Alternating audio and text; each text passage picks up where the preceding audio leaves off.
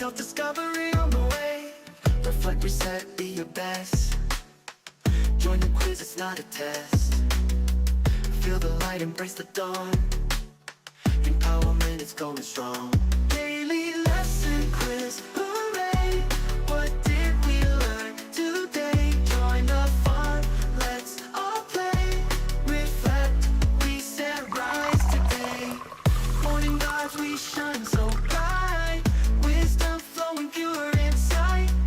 Tours through God's words, they lift us high. New beginnings reach the sky. Every moment, take it in. Start anew, let's begin. From the dawn to the night, together we ignite. Daily lesson quiz, hooray! What did we learn today? Join the fun, let's all play. Reflect, reset, rise today.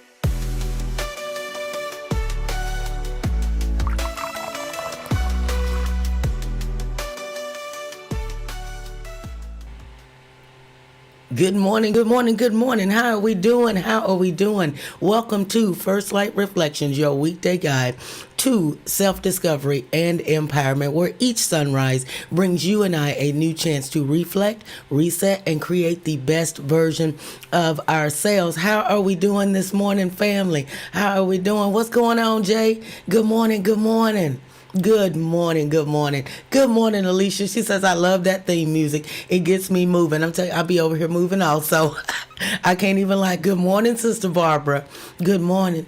Good morning, Burton. So glad to see everyone. Good morning, Marilyn. We got San in the building. Good morning, San. And good morning, Marie. How are we doing from all different parts of the great U.S. and the world? We are glad to have you back. So glad to have everyone back. And if it is your first time joining us, what is the purpose of this ministry? This ministry unites believers from diverse Christian backgrounds to fulfill God's purpose beyond denominational boundaries, embodying His love and advancing His kingdom. What are we talking about this morning as we round out our 5-part series? We've been in the Valley of Sorry this week, but don't worry, next week we are coming out. We're coming out of it. Next week, yes, we are. We are going into, looks like the Holy Spirit is taking us down a 5-day reset.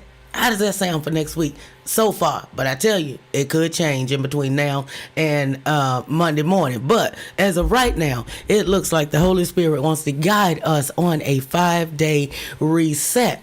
All right, so this morning, we're looking at the last of this 5-part series, and we are looking at the antsy pants, the toxic apology that I titled the antsy pants. Have you ever apologized just to get it over with, just to be done? You don't care why it happened. They didn't care why it happened. You were just trying to hurry up and apologize and say sorry just to make everything, hoping everything would disappear and go back to normal. We could just get on about our day and not have to worry about any of the issues again, right? That's what I call the antsy pants, right? That's the rushed sorry. More about escaping discomfort, shame, all of the stuff that can go along with it. More about escaping all of that rather than truly healing the hurt that was caused. That's what we're going to be looking at. But before we get started, let's do things decent in order.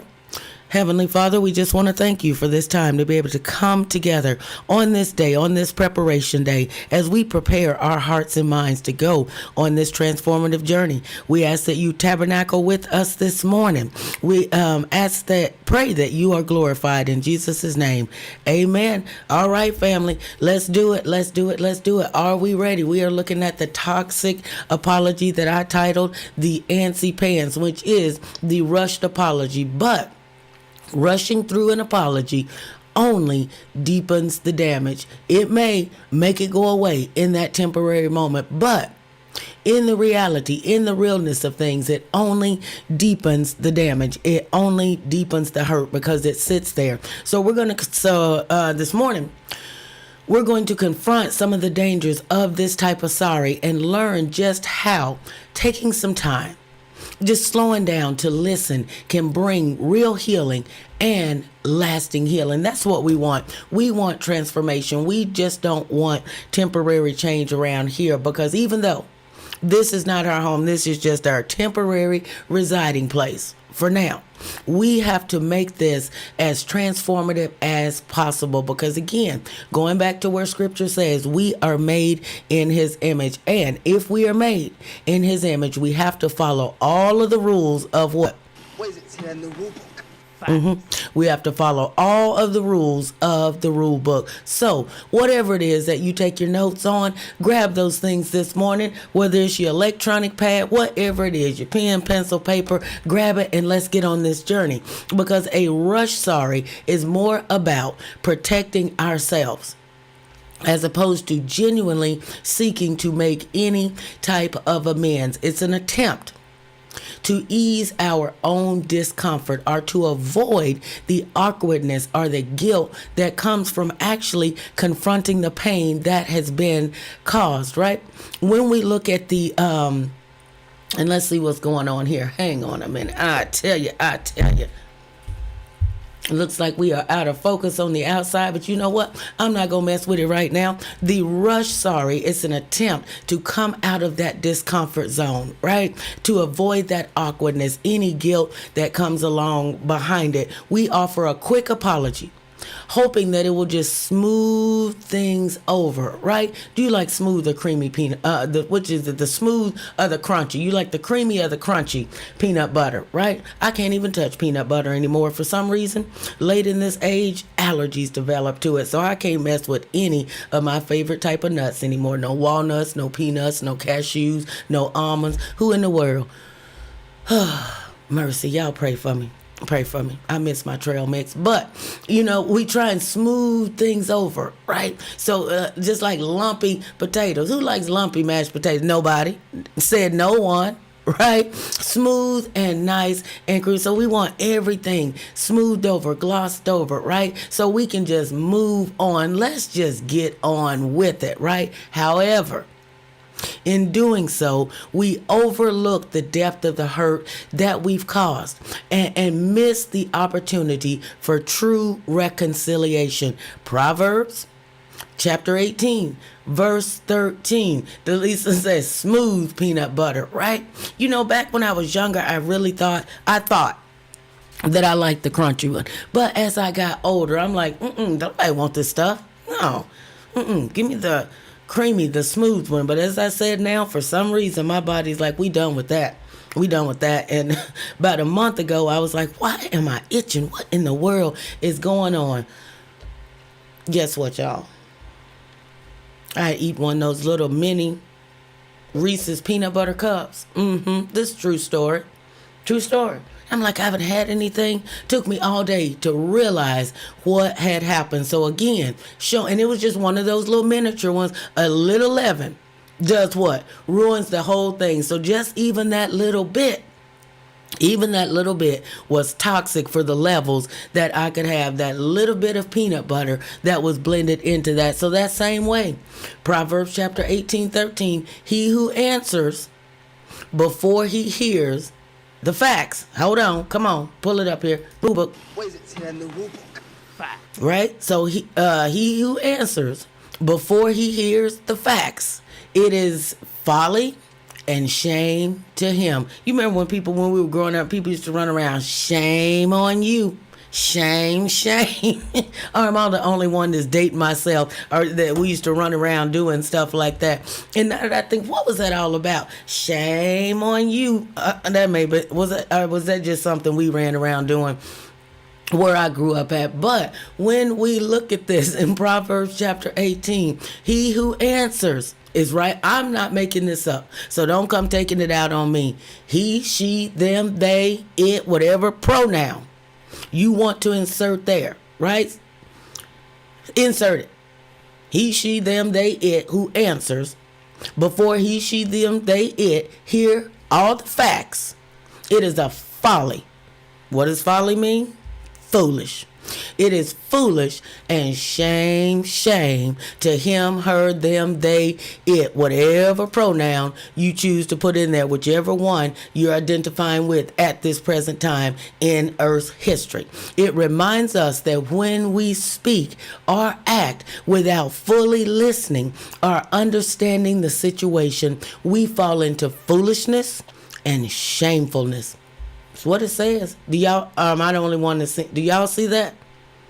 Give me a one, hands up, thumbs up. Do y'all see it? I just want to make sure we are all seeing the same thing. We sightseeing this morning on this transformative journey. Just let me know if we're all seeing the same thing. All right, my 15G, she says she see it. So that's all I need. That's all I need. Now, some can close their eyes and be like, I'm not going to look at it. I don't see nothing, Torah. That's fine, too. Let heaven and earth record. Right here.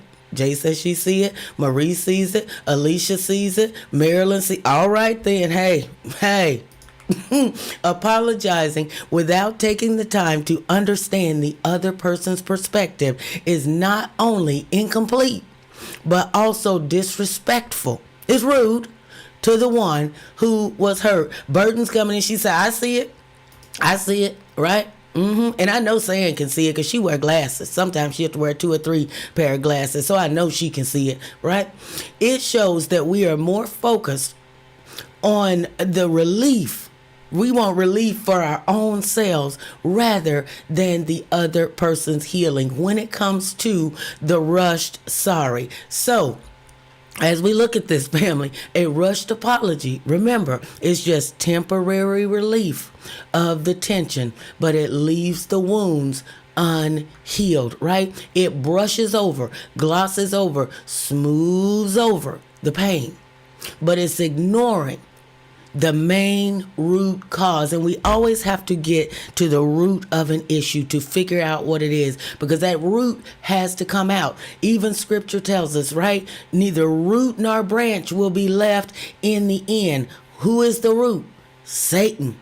And Satan's little demons and imps that run around causing trouble, those branches are going to burn right along with him. Right? So it brushes over the pain, ignoring the emotional depth that is required for true and genuine healing. Over time, these unresolved hurts can build up, causing resentment and mistrust to begin to fester. Real healing, family, it takes time. It requires that we slow down, to listen intently, to listen deeply, and to offer an apology that not only just doesn't acknowledge just the wrong, but it also takes full responsibility for the impact that it had on the other person. 100% accountability, 100% vulnerability. When we rush through apologies, we cheat ourselves and others out of the gift of true restoration. Genuine healing begins to happen when we engage in this process. Is it comfortable? No, it is not. But once we do something repeated over and over and over, just like Diet Coke. Who liked Diet Coke back in the day? Nobody said they. But when you switch from the regular to after a while, you were like, man. But then when you would switch back and somebody would give it to you and you take a sip, this regular Coke, this ain't Diet Coke. You begin to get a taste for it, right? Or something that you're just like, man, I do not like this. Like the bitters tea, the detox tea. When you first start with it, man, that's some serious stuff. Ooh-wee. You see things that you forgot that you ate from, 10 years ago. But after a while of drinking those bitters to clear out the body, it each day becomes a little, this isn't so bad. This isn't so bad. But them first few days, man, it just brings your whole face, your neck, you almost feel it spin around. So it's that same way with being accountable, with being vulnerable. At first, it's uncomfortable, but once it becomes commonplace, you know what I'm talking about, Alicia? You ever tried them bitters? Man, oh man, oh man. I had this one that I'd gotten. I even tried to put the orange with it. They said, oh, after you drink it, put an orange wedge in your mouth, a lemon wedge. It was nothing. It was nothing, man. But by the fourth day, I realized I was just picking it up and like, sit it back down and go on. But them first few days, man, I just wanted to take my whole mouth off and just sit it down somewhere. Man, I'm telling you. But the more we get comfortable with these things, it becomes easier. It becomes second nature, right? So, genuine healing. By taking the time to truly apologize, we open the door for even stronger relationships, building trust, building respect, and authentic connection. A rushed apology truly lacks the depth that's needed for true healing. It's just a surface level attempt to avoid the discomfort of confrontation. Especially you have people that say, I don't like confrontation. I don't like that. I don't like that. She said, try wormwood. Ain't nothing you can do or say to convince me right now. Even that, actually, I think it's that, let me look. Let me see how far I can reach. Where we're at. Where this camera, this red box is sitting back there with this gold sealed on it. Where is that? I gotta get my angle. Right here. This red box with this gold seal. Boy. Ooh-wee. That's that milk thistle. And even that milk thistle, when I make that tea, I'll be like, oh my goodness. And then I mix it with the pine and the other one. Man. I'm like, I don't know what y'all put this gold seal on here for. Ain't nothing golden about this. I don't see sun and roses when I'm drinking this. But anyway, right? It's a hollow apology. The rush sorry. It's that attempt to avoid the discomfort of confrontation rather than making an intentional, a purposeful effort to truly repair any harm that was caused. This type of apology, it often feels insincere, as it seeks to check the box off, just go through, got it, done it, of I've apologized, without engaging in the real heart issue, just to be able to say, well, I apologize to her, I apologize to him, so I've done my part, they can figure it out from there. The person apologizing might be more concerned about just moving past the awkwardness than addressing the pain that's been inflicted. Man, just close your eyes for a second and think of a world that as we went through all of these different types of apologies, if just half of this world applied these godly principles of living, if just half of the world at this point, just think about it, how different would it be if just half would apply these principles and just fess up? Be vulnerable, be humble, move pride out of the way, seek true healing, true restoration, because it does require a level of discomfort that cannot be rushed. It means sitting with the weight of what was done, listening deeply and intently to the person who was wronged, and fully understanding the impact of our actions. And when we push for a quick resolution, we miss out on the opportunity to repair any trust that was broken.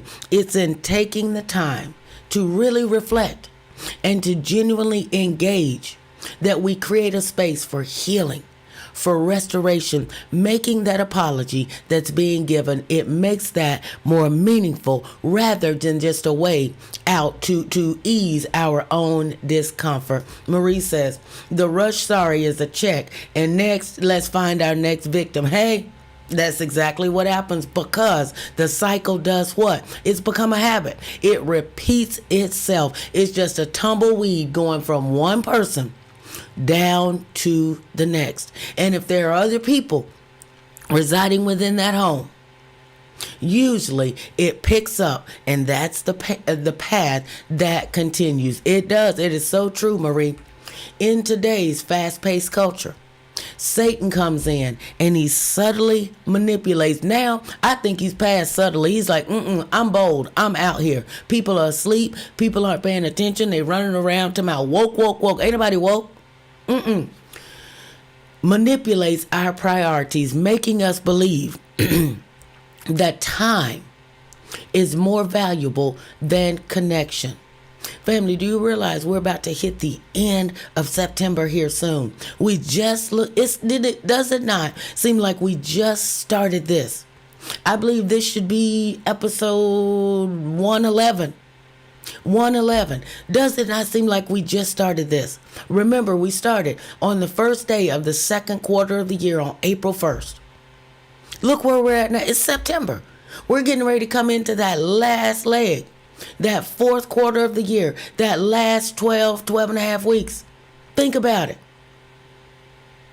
We're going to start seeing again the pump. Next thing you know, people going to be pulling out lists. You're going to see, saying already done got started with it to my pumpkin season, to my tour. Guess what? It's pumpkin season. Yep, that's what she was doing the other day. Pumpkin season. Boy, you're going to see pumpkins, turkeys, everything. Everywhere here soon. Then you're going to see all the other stuff. The trees, the lights, the jingle bells, ho, ho, ho, and all over the place. Then look up. Happy New Year, 2025. Man, Satan wants to convince us that time is more valuable than connection. That's what he's doing. Moving things right along. We are constantly told to move quickly, quicker, solve problems instantly, and minimize any type of disruption in your life. Now, you want your food faster? Order it on the app. So by the time you make it to the restaurant, it's done.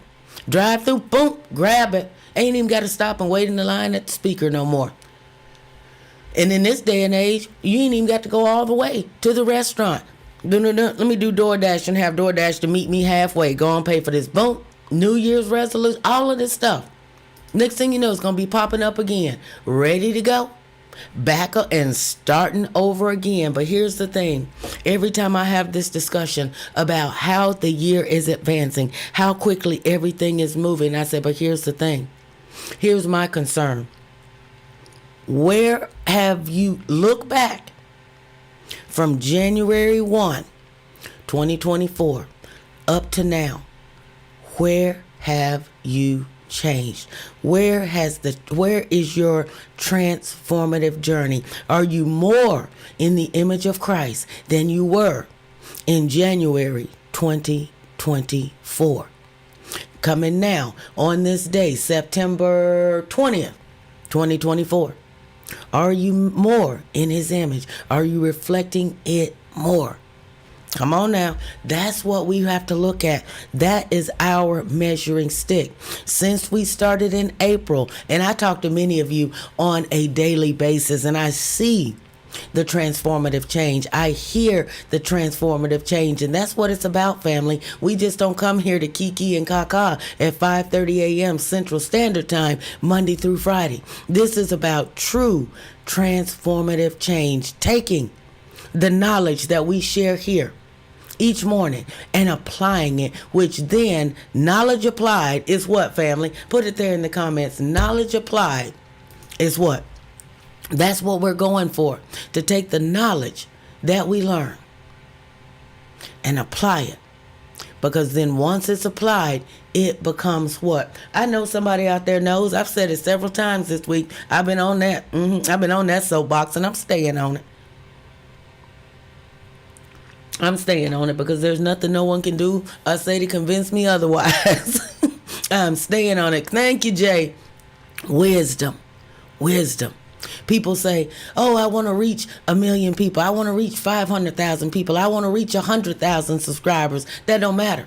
You can have 100,000. You can have the largest mega church in the world. You can reach those people, but are you transforming them? That is my goal, to impact. to have and right now I'm approaching and I say thank you to each and every person that has given a thumbs up and that has subscribed to this channel, and I pray that it is making an impact, not only just to glorify God, but for transformation. That transformation then in turn glorifies God even more. I want impact. I just don't want a bunch of numbers on a screen, because then through impact and knowledge applied, turned into wisdom, we can see that wisdom moving all throughout the world. We had Julia, who joined us this week from Berlin, Germany, making an impact right here from Houston, Texas to Berlin, extending it. But I had to start where? At home, in this home base, in this foundation family. So this mindset of the rush sorry, it can seep into how we apologize, how we move, how we do everything. Because the enemy comes in and he plants the lie. Hey, a swift sorry, that's enough. Just say sorry and you good to go. And then we can get back to devilish business, right?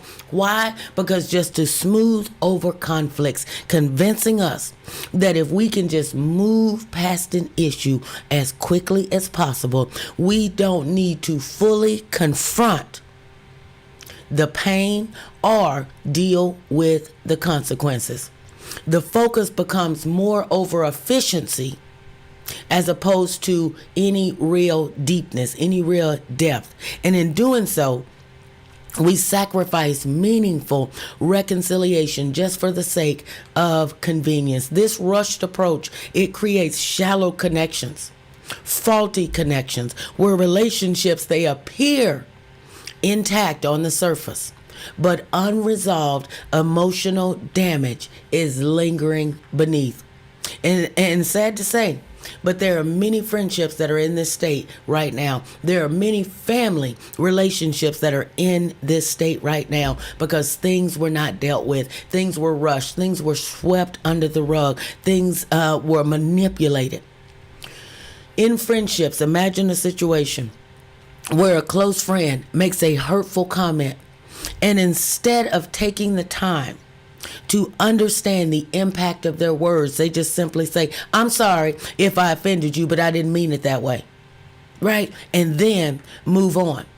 The apology is rushed without addressing the real pain that is caused. The friend feels dismissed. If you're on that receiving end, you felt dismissed.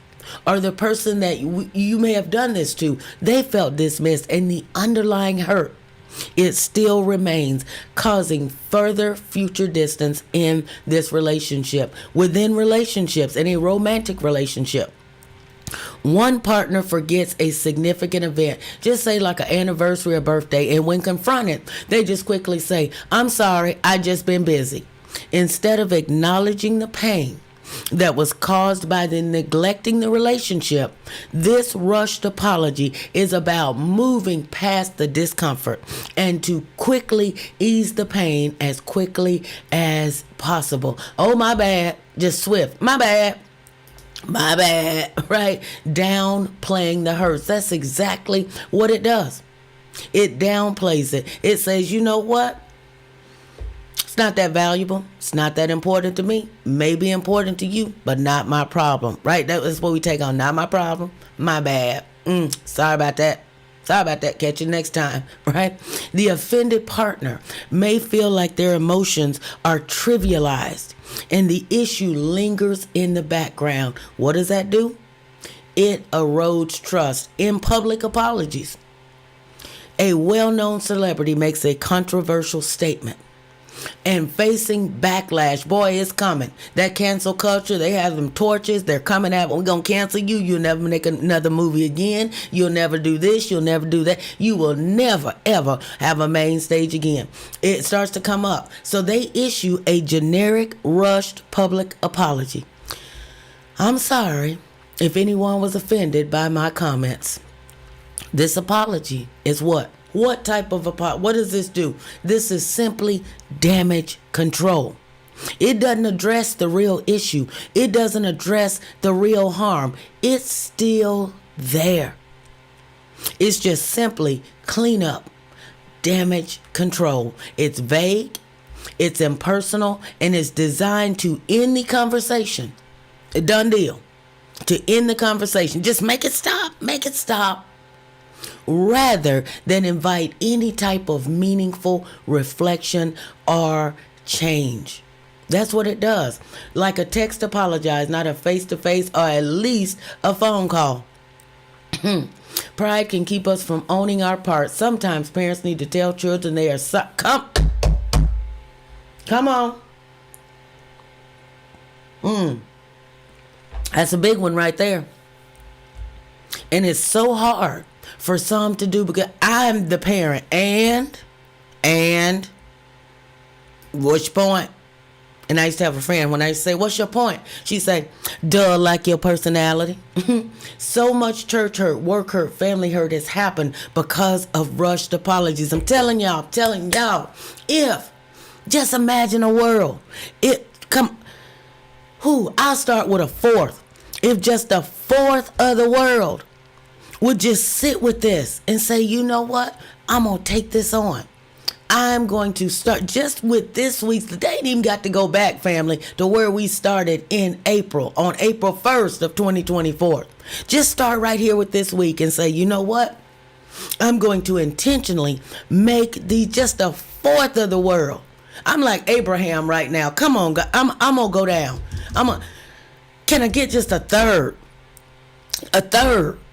Lord, man, I'm telling y'all, family, I feel like Abraham. Remember when he was saying, Lord, okay, Lord. Okay, 50. Then he said, wait, 30, 20. Can I find 10? Can I get 5? Imagine just that small ripple effect that would start from there. Welcome, Patrick. Church hurt can hurt even more. And I tell you, remember I was telling you about the next, after we come out of next week, we're looking kind of, the spirit is shifting me towards kind of a 5-day reset. But after that, for that last quarter of the year, that last 12 and a half weeks, we're really looking at, it's the SOS, soul over self, seeking healing. It's a cry for healing and restoration. Yeah, that's the series that we are going into. And the biggest part of it is because of this right here. Church hurt. But the biggest part of it is people that are filled with pride, narcissism. Man, it's running rampant. But, all right. Get your head in the game, coach. Get your head in the game. Trusting the wrong people that talk behind your back, behind the church doors. I tell you. And then they have the nerve to call somebody else. But as they say, the same dog that remember this, family? The same dog that brings a bone carries a bone. So every time that person brings, girl, did you hear about? Hey, Patrick, did you hear about? Guarantee that same little dog running over, barking in somebody else's yard with your business just the same. But again, it's because these things were not taught from the start.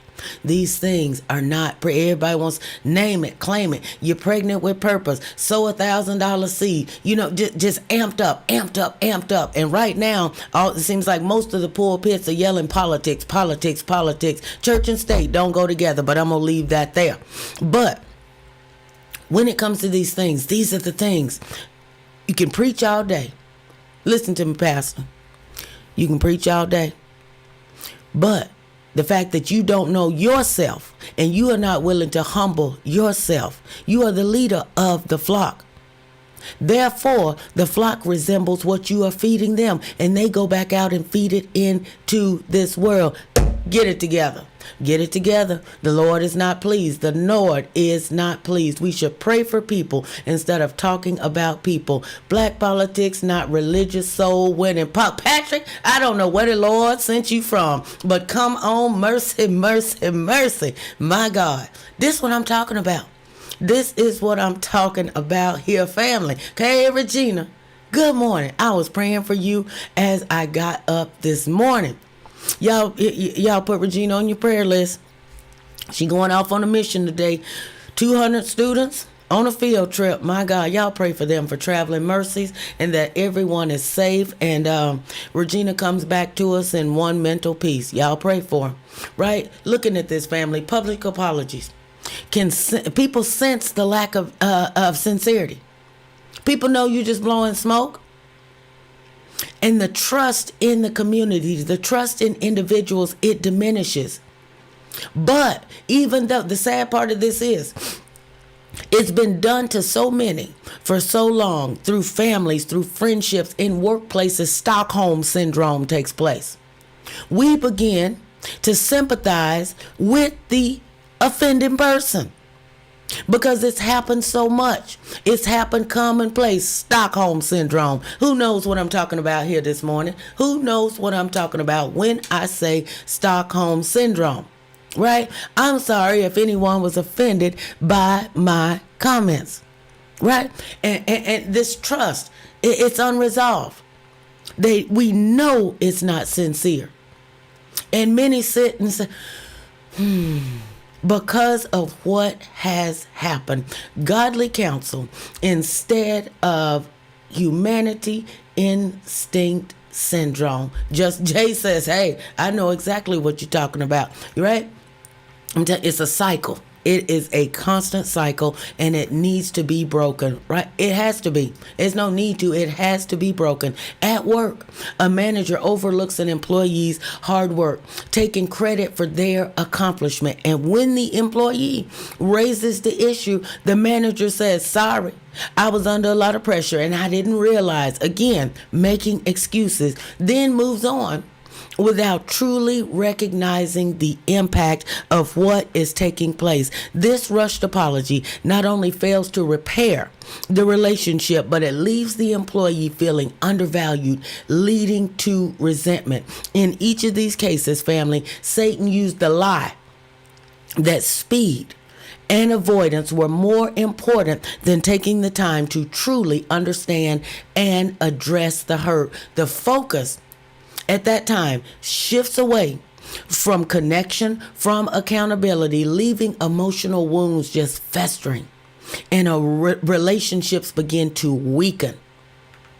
What are the generational curses that develop from this? In homes where emotions are just brushed aside, conflicts are quickly, let's just fix this so we can get on out here to the park and go on with our day, where conflicts are quickly resolved without any type of deep conversation. Let's just say I'm sorry so we can all sit at this table and eat in silence. Have you ever sat at the table when you know there's tension and you could cut it with a rusty butter knife? The tension is just quiet.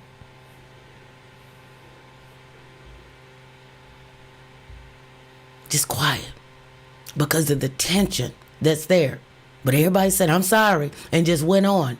But the tension is so thick, you could cut it with a rusty butter knife.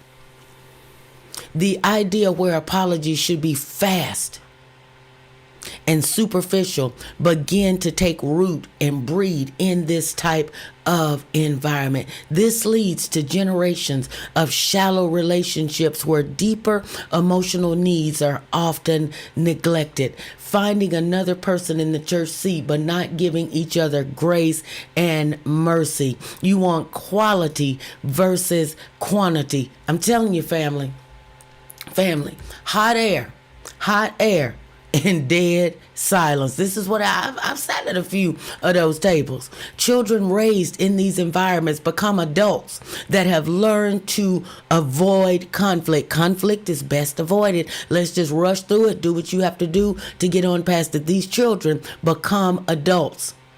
And we're seeing the effects of this right now. We're seeing it. And apologies become just a mere formality rather than opportunities for genuine healing.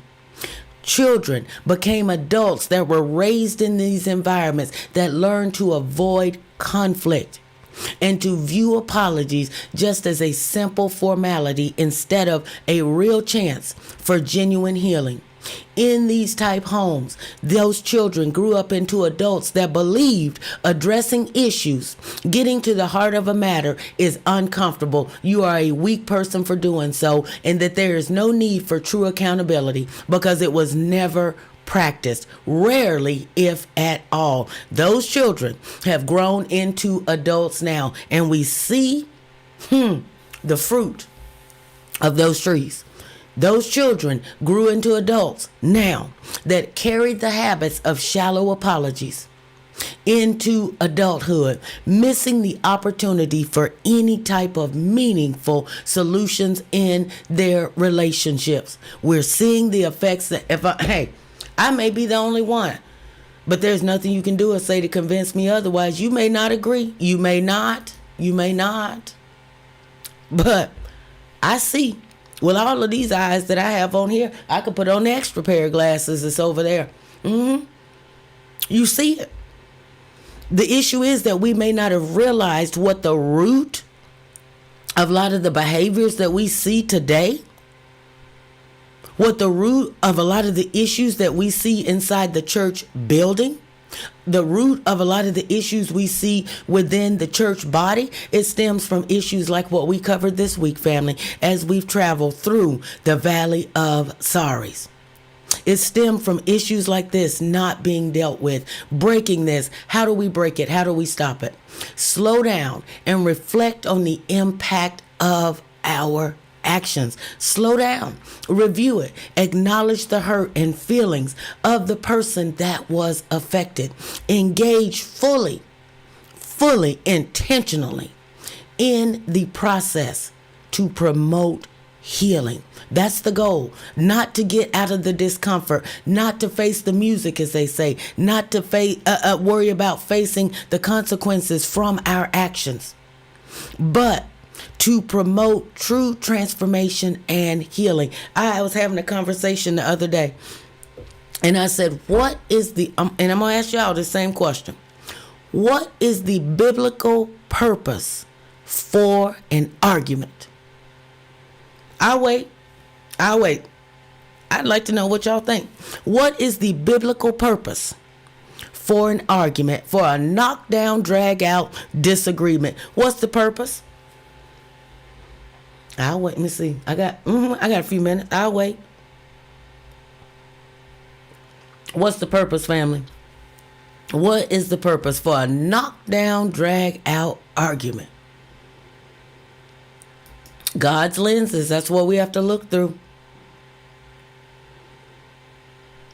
Ducking and dodging, gambling with their. Come on, Patrick.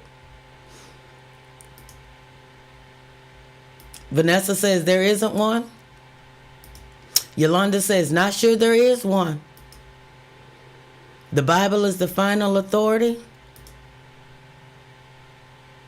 Sam said there isn't one. Hold on a minute, y'all. Sandra. Do you remember that conversation we were having the other day about this? Sandra, wake up, sit up. Are you in your office? Are you in the bed? Sit up. Remember, what is the purpose of a biblical argument?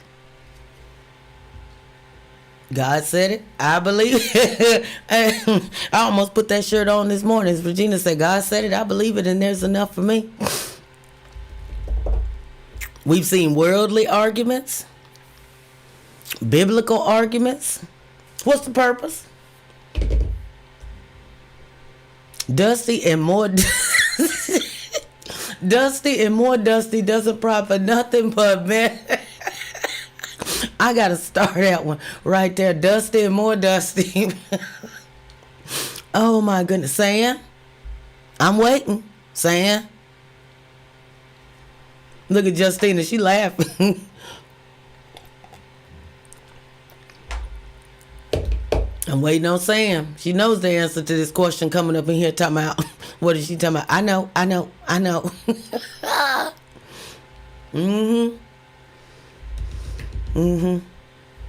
I can see over there now moving that little hand.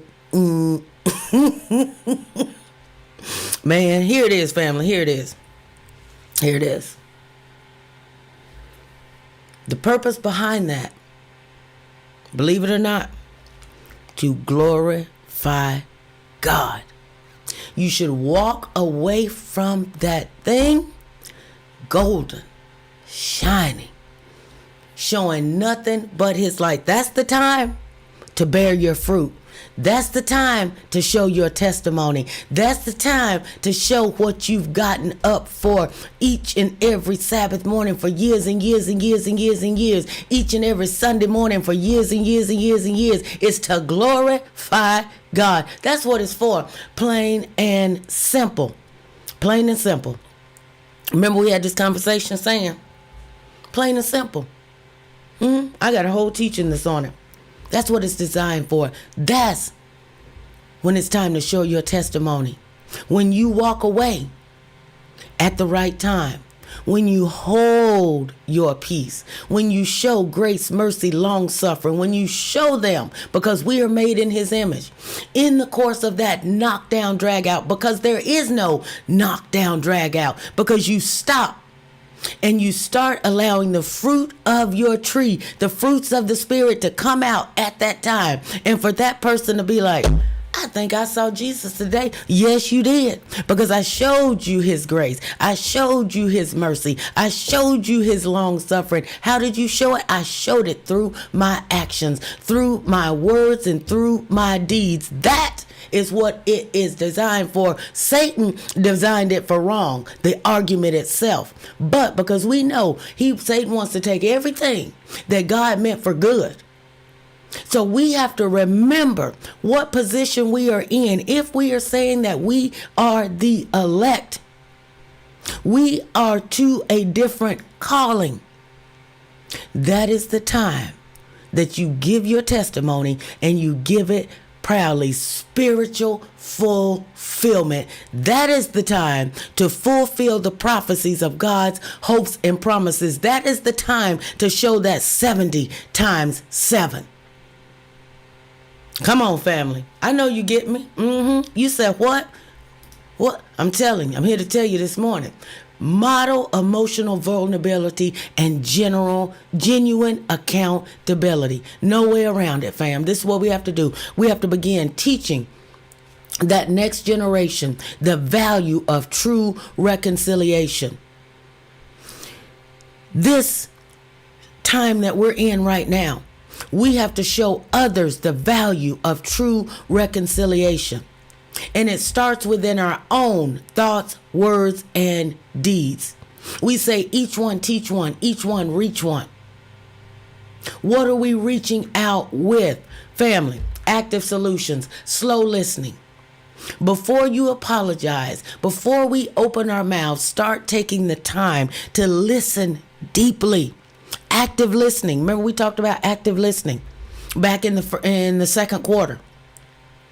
Before we apologize, take the time to listen deeply to how our actions have affected the other person. This prevents us from rushing through the apology, the empathy walk. After listening, reflect on how you would feel. Walk back through that thing. How would you feel if the roles were reversed? This ensures that the apology comes from a place of understanding and compassion. The 3-part apology. Break down the apology into 3 parts. Part 1, acknowledgement of the hurt. Part 2, expression of the regret. Part 3, a plan for restitution. What was the plan for our salvation? What was the restitution that was paid? Who paid it? Come on now. This structure, that 3-part breakdown, ensures that our apology is thoughtful and sincere. Do the apology follow-up. After checking in with the person, give it a few days. Go back and see how they're... Go with your basket of fruit. Grab your basket of fruit. Start picking off yourself. Picking off your fruit. You say you're an apple tree? Go be an apple. Show them your apples. This demonstrates that your apology was truly heartfelt, and that you actually cared about their healing. Active listening in prayer will lead to active listening to others. Yes, it does. 100%. Love one another. Be reconciled. It's what we have to do. This is the point we have to get to, family. Rushing through apologies is often nothing but, it's disguised as a defense mechanism. That's all it is. It's a defense mechanism to avoid the discomfort of facing the consequences of our actions. We don't want to face up to it. It may seem easier. It may seem. But what does the Bible tell us about seem? What does it say about things that seem, things that appear? It may seem easier just to quickly say, I'm sorry, and move on. But in reality, it only prolongs the hurt, family. A rushed apology glosses over the true depths of the pain that was caused. And it fails to create the space for true understanding and for true healing. It's a surface level solution to deeper problems which leave emotional wounds unaddressed and unresolved. Don't allow the enemy to deceive any of us at any time. Remember, and I always say, this message is for the messenger first. Don't allow the enemy to deceive you into thinking that speed is more important than sincerity. Real healing requires patience, it requires vulnerability, and a willingness to fully engage in the process. And when we slow down and listen with intent and offer sincere apologies, we honor the person that we've hurt. We restore the broken trust. And at that time, we invite God's grace. We invite God's mercy. We invite God's long suffering into our relationships. It is in that process, family, that true healing and reconciliation begin to take root. All right, family, it's that time. Let's take a moment. We covered a lot of ground this morning, did we not? It's that time. You know what time it is. Let's go. In the morning light so bright, it's the first light reflections quiz time. Tornado leading the way with God's wisdom. Let's start the quiz and seize the day. Let's go. All right, fam. What do you say? True or false? A rushed apology is usually more about the person apologizing than the person who was hurt. What do you say, fam? Move that up there. What do you say, fam? True or false?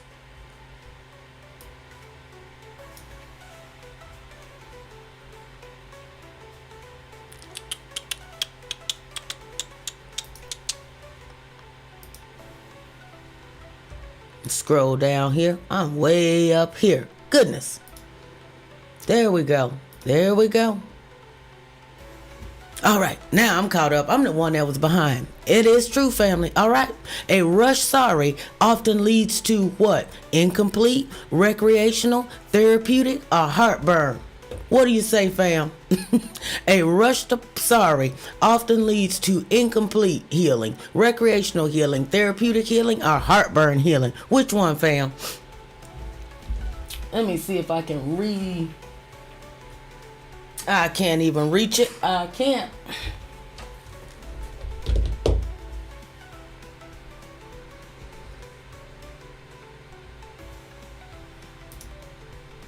Incomplete. Jay says, and for. Jay said, and throw a 4 in that too. All right. Jay said 1 and 4, incomplete healing, heartburn healing. Jay, you crazy, man. You crazy, girl. Proverbs chapter 18:13 warns against rushing into apologies without truly hearing the other person. Is this true or is this false? What say you, family? Proverbs chapter 18:13 warns against rushing into apologies without fully and truly hearing the other person. Is this true or is this false? What say you? Let me see if I can maneuver it from here. Get it to focus itself. My goodness, I tell you, just can't find good help in this country.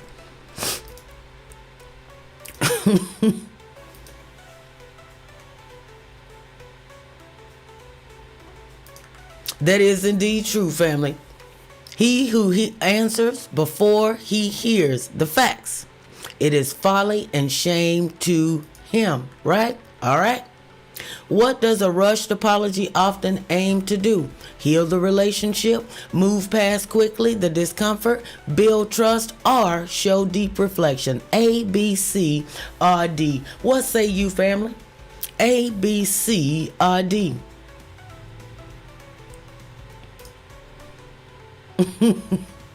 Marie says, my Lord.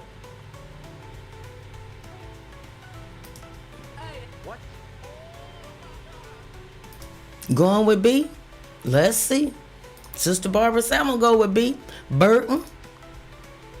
Marie says, that sounds good. That's what I'm going to do. All right. It is B, family, to move past the discomfort quickly. All right. Let's see what's coming up next. What do we got? Satan encouraged us to slow down and deeply reflect on our apologies.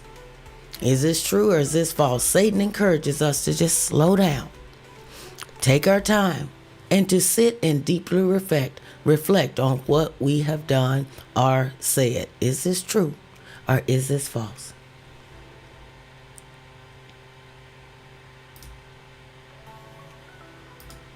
Nothing I can do is say to convince you otherwise, Jay. Delisa says that's false.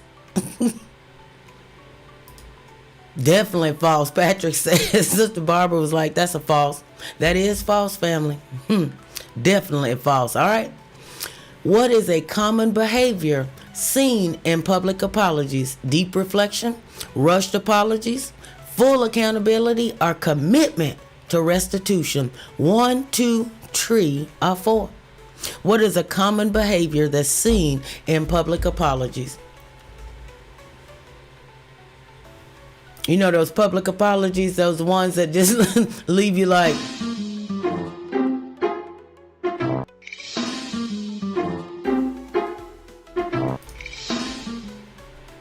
that's how you feel after you hear them. You're just like, That's what goes on, right? All right. It is number 2, rushed apologies to avoid scrutiny, to turn off the burner, to turn down the heat. All right. Generational curses related to rushed apologies develop when families prioritize laundry, patience, speed, mission work over emotional death. A, B, C, or D. Well, it is emotional death at the same time, so I guess I could have put that as well. You right about that? Public, it's all for show. 3, 2, which one we going with? A, B, C, or D? Laundry, patience, speed, or mission work? Patrick says all word and no heart. It is speed. When families prioritize speed over emotional depth. Let's just get through it so we can go and eat dinner. Dinner's getting cold, so we can sit down and get this over with. Which practice helps prevent rushed apologies? The empathy walk, avoiding conflict, apologizing quickly, or defensive responses? What you talking about, Willis? Which one? 1, 2, 3, or 4? Which practice helps prevent rushed apologies? The empathy walk, avoiding conflict, apologizing quickly, or defensive responses? What you say to me? The ones are coming in strong. Let's see. It is the empathy walk. I'm telling you, y'all should try it. I'm telling you, take this knowledge, turn it into wisdom, apply it. Turn it into wisdom. Breaking the curse of rushed apologies requires deep listening and reflection. Is this true or is this false, fam? What do you say?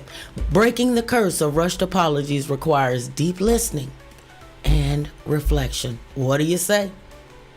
True or false? Right, Marie. Those fake apologies. Ain't nobody falling for that. Anybody got time for that? Y'all remember Sweet Brown? Remember Sweet Brown? She was going to get her a cold pop. And she saw the building on fire. And she said, anybody got time for that? True, true, true. Oh, true. Marie with true. Alicia coming through with a strong true. Let's see. J, 15G. Regina coming through with a true. It is true, fam. All right. Last question. What should a sincere apology include? A plan to avoid future conflict. 3 parts: acknowledge regret and restitution, a quick resolution, or a defensive explanation.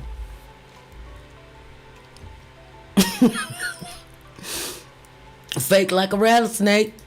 That's all right, Marie. We here waiting on you.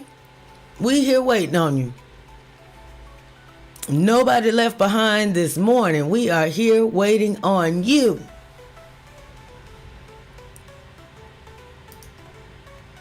Sister Barbara would be. Patrick would be. Alicia coming through. She said, I got it. That 15G. Let's see. Delisa would be. All right, we looking good, fam. All right. It is B. 3 parts. Write that part down. Remember the pastor used to be like, write that down. And we write it down and get home and throw that Bible somewhere and wouldn't pick it up again till the next time. Be like, now where is my Bible? I'm going to be late for church. I don't know where I put my Bible. Man, family, come on. 3 parts: acknowledgement, regret, and restitution. All right, fam, by investing in the process of reconciliation, we create the opportunity for genuine healing. When we take the time and we offer sincere apologies, we build stronger, more authentic connections with those whom we have hurt. This kind of reconciliation is not just about quick fixes. It's about a lasting healing. Think about it, where even if just a small portion of people would begin to apply these principles. Man, what a world. What a wonderful world. This kind of reconciliation is not about quick fix. It's about lasting healing, lasting transformation, where trust is restored and relationships are deepened. Remember, true healing is not a journey, family. It is a destination. And what does it require?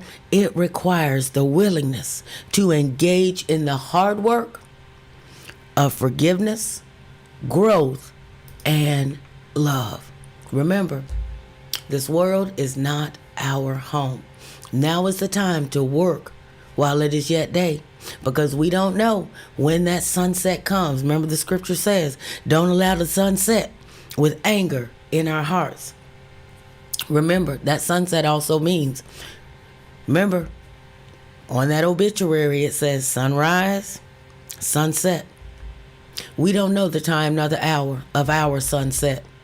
So don't expire and allow sunset to come upon any of us with any of these type of toxic apologies residing with us.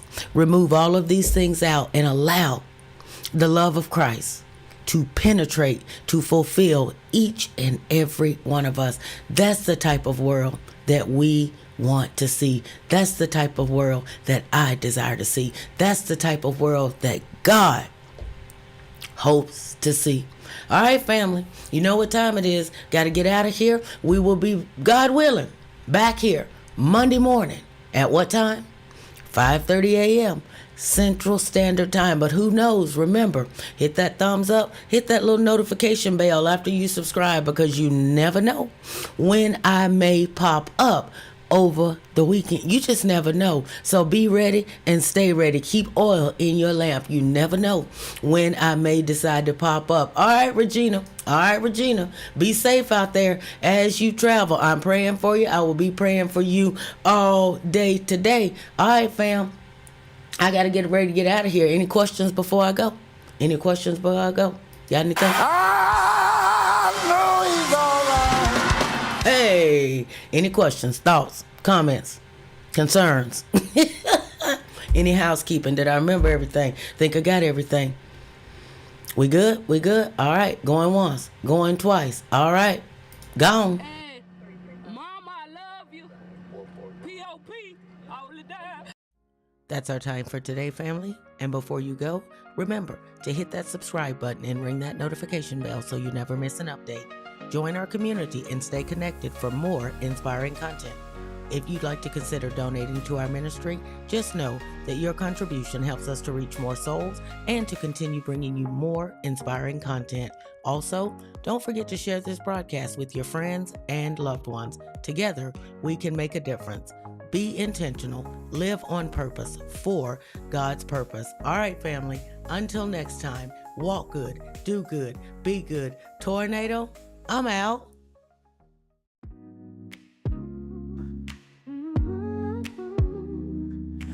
Wake up to the sunrise glow. First light reflections, here we go. Torah uses God's wisdom to guide us every day. Self-discovery on the way. Reflect, reset, be